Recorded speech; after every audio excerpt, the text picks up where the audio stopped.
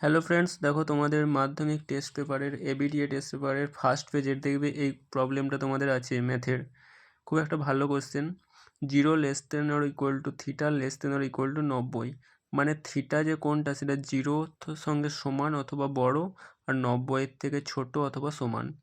এবং বলা আছে যদি 3 - 3 sin theta cos square theta 0 হয় তবে থিটা কত। এখানে আমার লিখতে ভুল হয়েছে, হয়তো এখানে কোশ্চেনটা করতে হতো যে থিটা কত, মানে থিটা 30 ডিগ্রি, 60 ডিগ্রি, 90 ডিগ্রি না 45 ডিগ্রি। দেখো অঙ্কটা কী করে করা যায়, খুবই সিম্পল একটা অঙ্ক। দেখো দেখো এখানে সমান চিহ্ন দিবে। দেখো 3 - 3 sin থিটা, এই যে cos স্কয়ার থিটা আছে না, cos স্কয়ার থিটাকে আমি কী করবো না 1 - sin স্কয়ার থিটারে কনভার্ট করে দাও।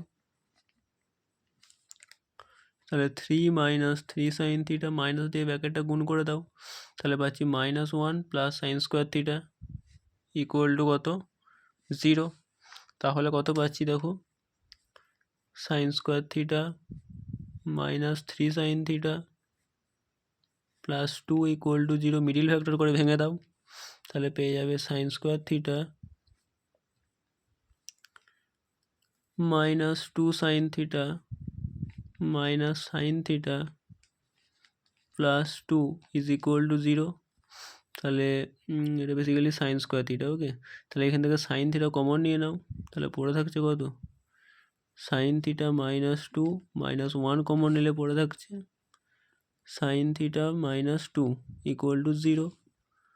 তাহলে আমি পেয়ে যাচ্ছি sine theta -2 into sine theta -1 0। তাহলে এখান থেকে কি পেয়ে যাচ্ছি না সাইন থিটা -2 0, আর একটা কী পাচ্ছি না সাইন থিটা -1 0। তাহলে এখান থেকে কি পেয়ে যাচ্ছি না সাইন থিটা 2। এখন তোমরা বলো সাইন থিটার ভ্যালু কখনো 2 হতে পারে? কখনোই হতে পারে না, কারণ আমরা জানি যে সাইন থিটার সর্বোচ্চ মান 1 হতে পারে। তাই জন্য এইটা কি না অগ্রাহ্য, মানে এটা কখনো হতে পারে না, এটাকে গ্রাহ্য করা যাবে না। তাহলে নিশ্চয়ই এইটা হবে, সাইন থিটা কত হয়ে গেল 1। তাহলে 1 সাইন কত ডিগ্রির মান, সাইন 90 ডিগ্রির মান, তাহলে লিখে দাও সাইন 90 ডিগ্রি। তাহলে এইখান থেকে থিটা কত পেয়ে গেলে 90 ডিগ্রি। দেখো খুবই একটা ইন্টারেস্টিং প্রবলেম, কিন্তু এই প্রবলেমটা তোমাদের টেক্সট বইয়ে নেই, কিন্তু এবিটিএ টেস্ট পেপারে দিয়েছে। দেখো সলিউশনটা দেখে নাও, খুবই ইন্টারেস্টিং। আর তোমাদের পরবর্তীকালে কাল থেকে বা পরশু থেকে কী করবো না এবিটিএ টেস্ট পেপারের যে অঙ্কের যে সলিউশনগুলো আছে সেগুলো আমি করিয়ে যাবো। ওকে, থ্যাঙ্কস।